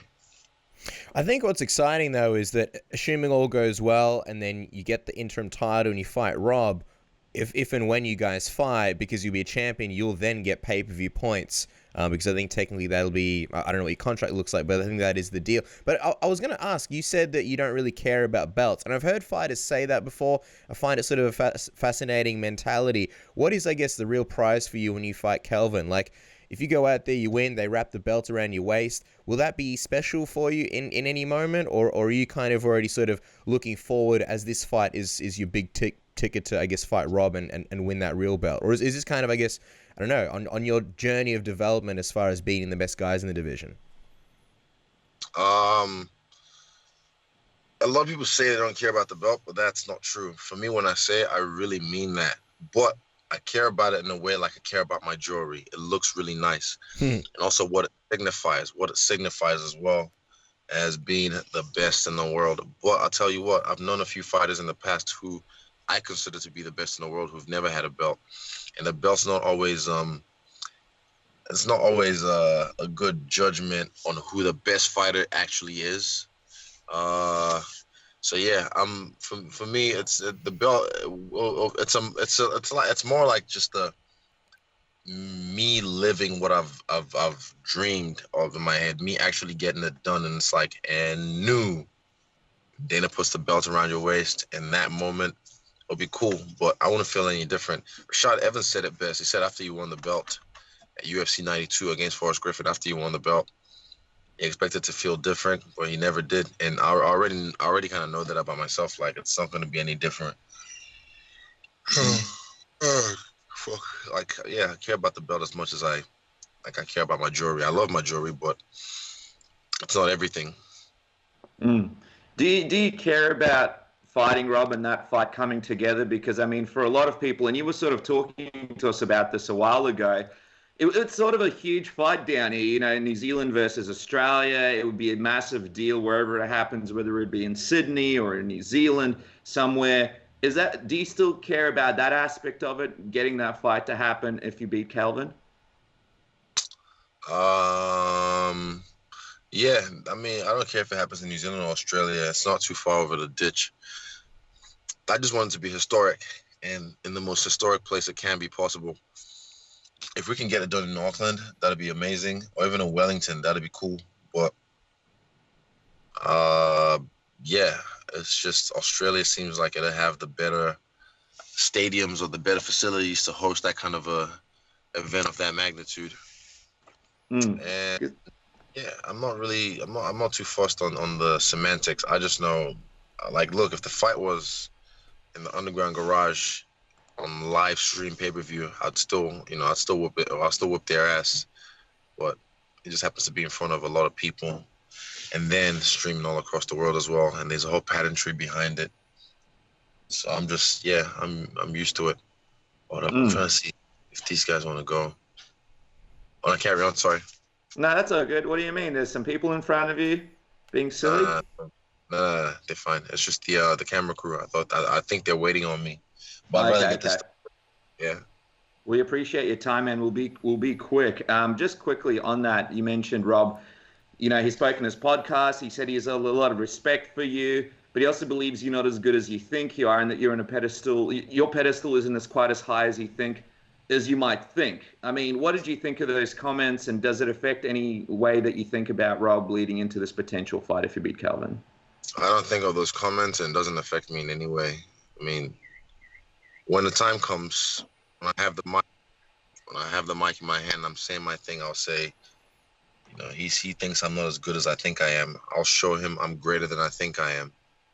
So they all can talk. They all have something to say till they're in front of me, and they get chin checked. You know, I'm not like Wonder Boy. Even the way I fight, I'm not like Wonder Boy. I'm not like anyone he's ever fought that's actually given him problems, depending on weight classes. I'm not like Yodo Metal. This is different. So I'm still learning, you know. Even though I've had so many fights in just 1 year, I've learned and I've grown each fight. But it's only been a year in the UFC. Don't worry. Everything, they're writing checks with their mouth right now, but their ass will cash it later on. Well, I think that's the crazy thing about Israel, is that even though you fight so frequently, we see a newer and updated version every time you step out. I want to ask, you know, that 236 presser, you and Kelvin had a face-off. I'm wondering if you got a chance to see anything in his eyes or gauge anything from him when you guys faced off. And also, you sort of ducked down and, you know, everyone kind of had a laugh. You were sort of showing the height difference. Were you trying to get in his head, or was that just you sort of trying to entertain yourself? I was just entertaining myself. I was entertaining my people. I play to my crowd a lot, and my crowd is like literally maybe 6-7 people, or my friends, like inside jokes. And it's cool if people find it funny, and it was funny. But I didn't see anything in his eyes. He's not a man that's scared. He's not a man that's shook. So I like that. I like, you know, skill for skill. There's no need to try and like play no mind games or shake him or whatever, because he knows. He looked in my eyes. I'm not scared, and I know he's not. So yeah, we're gonna fight skill for skill, and the best man will win. You have to fly over to do the press conference. You've got 100 commitments that you have to do in terms of video. You fought a bunch of times recently. How do you fit time in for yourself, your personal time, and fit time in for training as well? Do you feel like this lead up is adequate enough for you to go in there and do UFC 236? I mean, you're looking a little bit tired, but we know you just finished with training. But how do you sort of deal with all of that? This was a light train. I'm not even tired. I'm just frustrated. They're going to be gone today, and then I can kind of have my own space back. So, yeah, I'm not tired. I don't get tired. IDGT. I'm just a little bit vexed, if you will. But, yeah. I got to ask, it's sort of interesting, you know, you've got this camera crew around you. You're sort of saying how you're sick of having cameras in your face. I know the other day you kind of put on Insta stories about the whole Conor McGregor incident where somebody had a camera in his face, some stranger, and then of course we all know what happened. I feel like you were sort of offering a bit of an alternative take, what it's like from a fighter's perspective, what it's like from a celebrity's perspective to be in one of those situations. What was your take on that whole situation?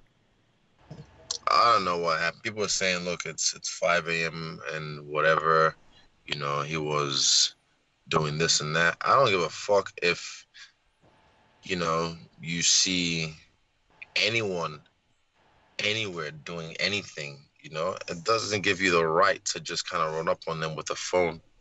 And I've had that on personal levels, like, you know, in the past when I'm hanging out with someone and then, you know, hanging out at a party and I'll just start seeing phones.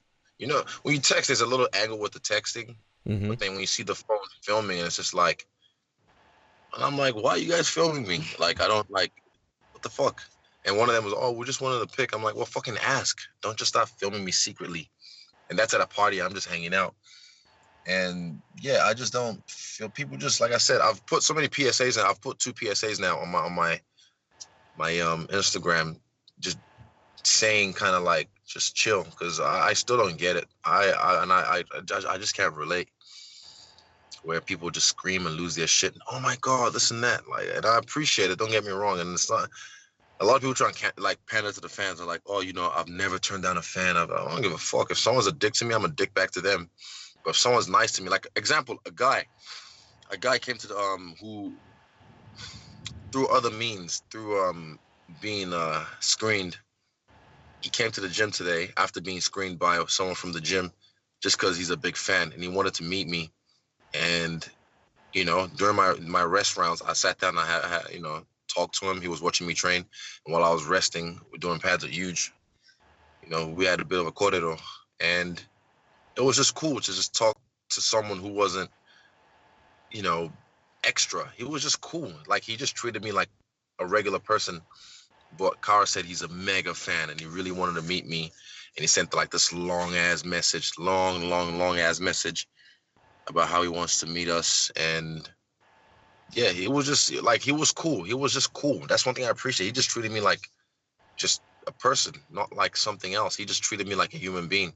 And that's really rare these days. And that's why I really appreciate real conversations rather than the generic scripted conversations I get from people constantly. Because sometimes I feel like going, look, I know what you're going to ask. And there's a possible list of answers for your questions, and just give them so they can just read. You know, oh, how's training going? Oh, when are you going to fight? Oh, are you going to win this one?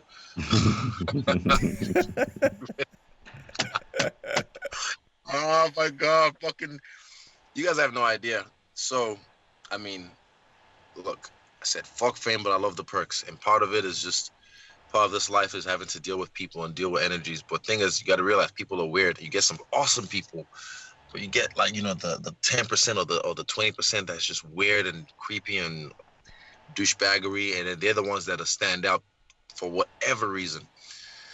So with the Conor situation, I don't know, but I don't give a fuck. Look, if you see Jon Jones doing a line or a picogram somewhere, don't fucking run up on him trying to take photos, because guess what? If he spinning elbows you in the face, you deserve it.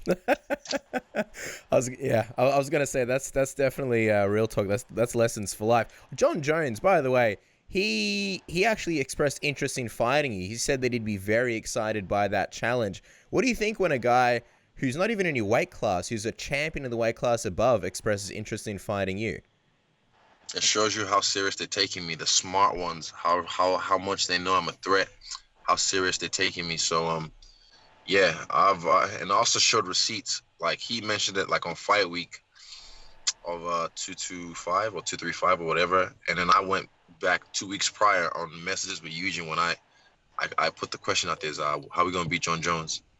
And he kind of just laid down the rough blueprint, and I blurred a lot of it out. But yeah, we're focused on Gastelum. You guys have been preparing for this man for a while behind the scenes.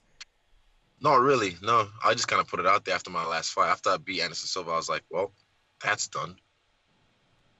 How do I beat Jon Jones? And I just text Eugene. I was like, how do I beat Jon Jones? Or how do we beat Jon Jones?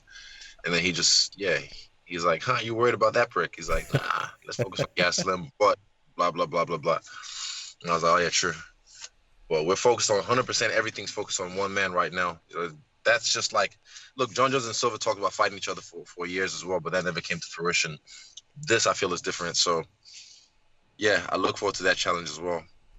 So, would you kind of, again, not to jump the gun or anything, but would you kind of do it almost for the fans because that Anderson GSP fight never came together? Fuck the fans. I'm not doing it for the fans. I'm doing it for me. Well, I'll tell you what, Israel, whenever we speak to you, talk about the movie that's going to be made. So speaking of the movie that's going to be playing out after this UFC 236 and said and done, how do you see yourself getting it done against Kelvin to win the title battle and set up this huge fight between you and Rob? How does this part of the movie look? If you're looking at it in your head, you're Brett Ratner, you're Steven Spielberg, you're one of the top producers in the world. How's this part of the movie looking? This is the start of the next documentary, the lead up to this fight, and then the fight with Rob Whittaker.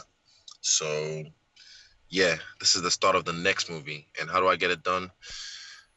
I'm just gonna get it done. I'm gonna get it done. I don't know why people always expect predictions. Like I'm supposed to I'm gonna knock him out in the first round. I'm gonna fuck him up in the fifth round. There's many ways I can finish him. I could submit him. Don't get me wrong. I could submit him. I could outlast him. I can out-Gastelum him. Ha, pun.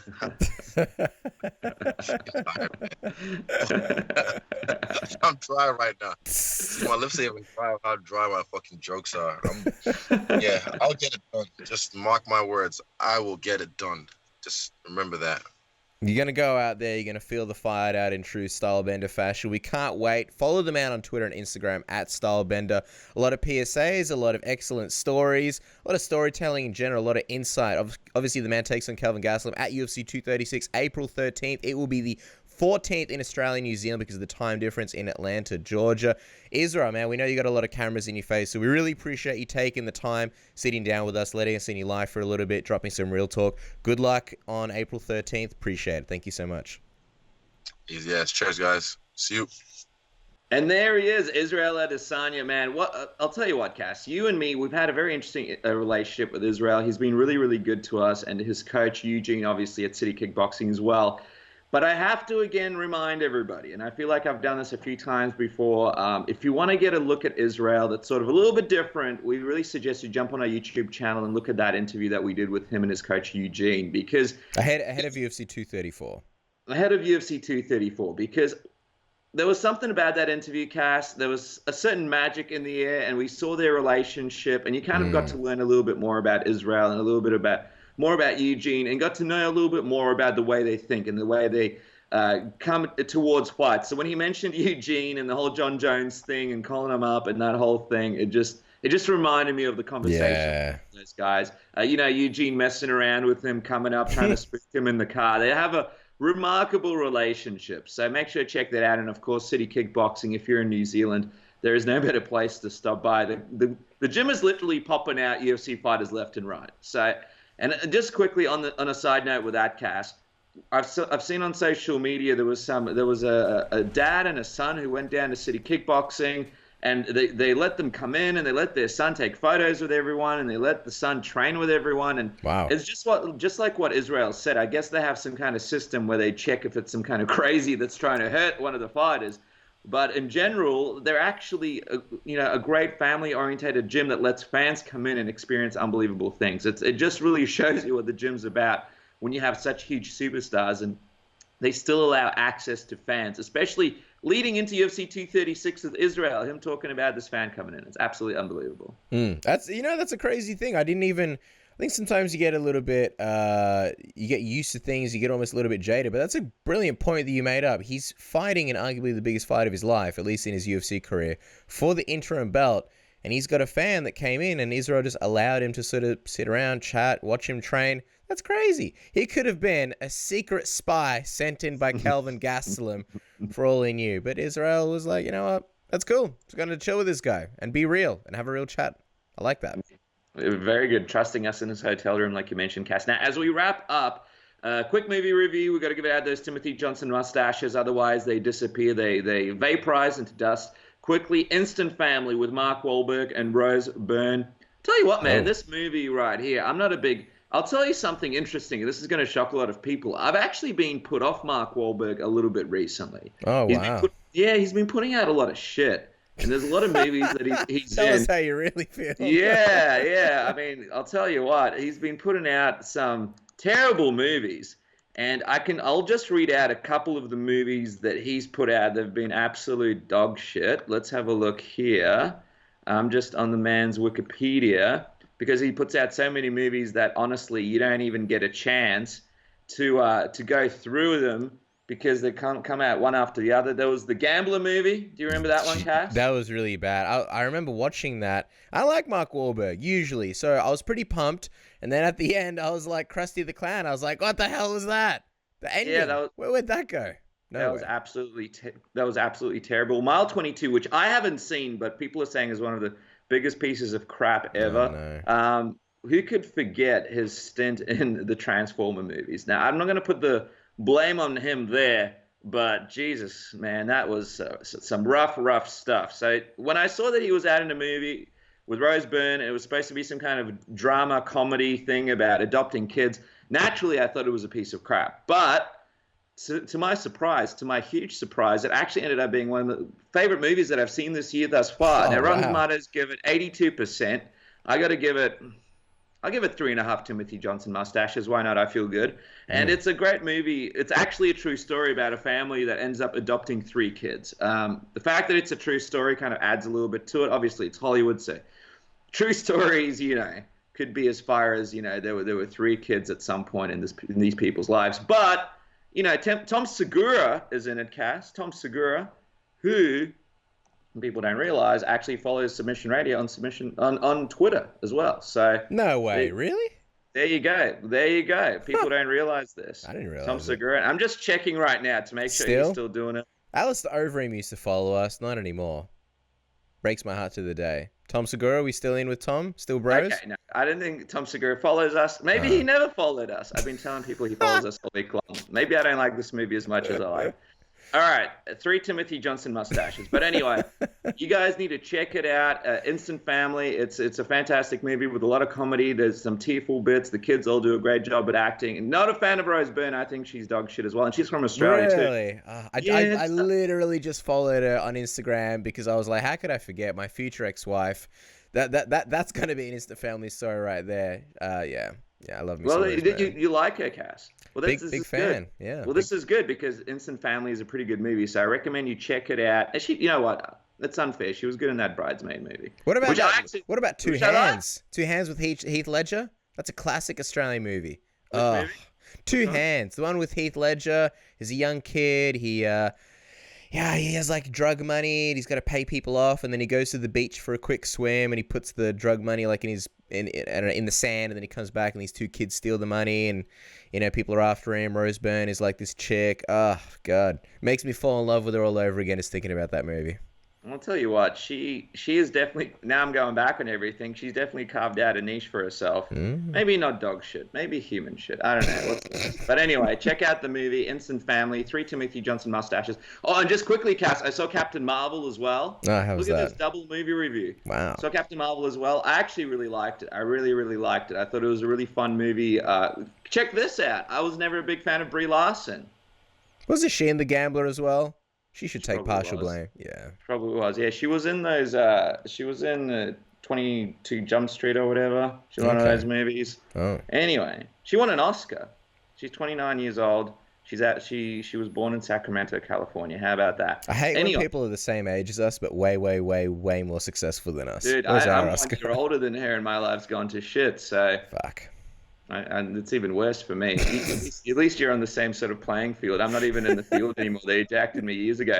Anyway, everybody should check it out. That one gets 4 Timothy Johnson mustaches. Man, I really enjoyed it. I thought it was really good. How clever of Marvel to release the movie just about a month before the next Avengers comes out, and she's such a big part of it. As soon as I saw this whole Captain Marvel thing, I didn't know anything about Captain Marvel. I thought it was the dumbest idea for a superhero ever. I just thought the outfit looked terrible, the casting looked terrible, everything looked terrible. And then I went in and was just absolutely surprised. Enjoyed the movie. There's a lot of comedic value to it. Actually, look, here's the thing. This was supposed to be a quick outro, so I'm gonna wrap this in a sec. But they did the Ghostbusters movie and they replaced all the male characters with female characters.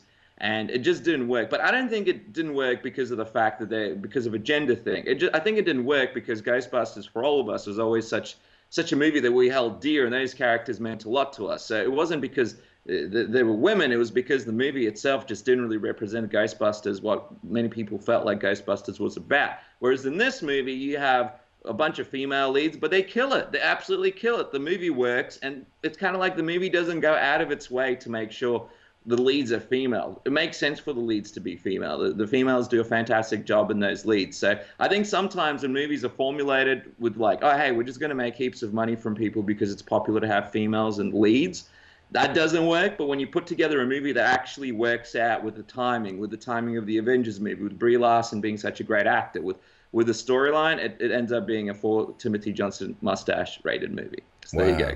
I have for the longest time found Brie Larson super annoying, but you have single-handedly solved when it comes to Marvel. I did too. I found her super annoying and overrated as an actress, but there you go. She did a really good job in this movie, Captain Marvel. Check it out. And for everybody out there talking about this woman shit, just forget about it. It's entertainment. It's a movie. I feel like people take shit too personally, Casper. I don't know, man. It's the crazy world we live in. But anyway, as we wrap up UFC London right around the corner, we thank everybody for tuning in. Just a quick reminder, we won't be back next week due to a minor surgery that I'm having. But if I survive that surgery, bang, we'll be back the following week with an episode of Submission Radio. Or maybe Cass will create some kind of little version of the podcast. I don't know, Cass. Here's an idea. I won't be around. Maybe you can get some media people down that could talk about what it meant to be with this. I don't think... Well, I think I'd have to do at least one show, just like a memorial show. You know, we're all, pour out some liquor for the dead homie. But I don't think the show would go on without you. So I think, this may be the last... How's this for a tease? This may be the last ever episode of Submission Radio. But in reality, Dennis will probably make it and he'll be fine. We'll see you guys in 2 weeks. So there you guys go. Enjoy the fights at UFC London. And believe you me, in a week from now, we won't be around because of surgery. But the week after that, we'll be back with another exciting episode of Submission Radio. What a crazy world we live in, Cass. We can't wait to be back and see you guys then.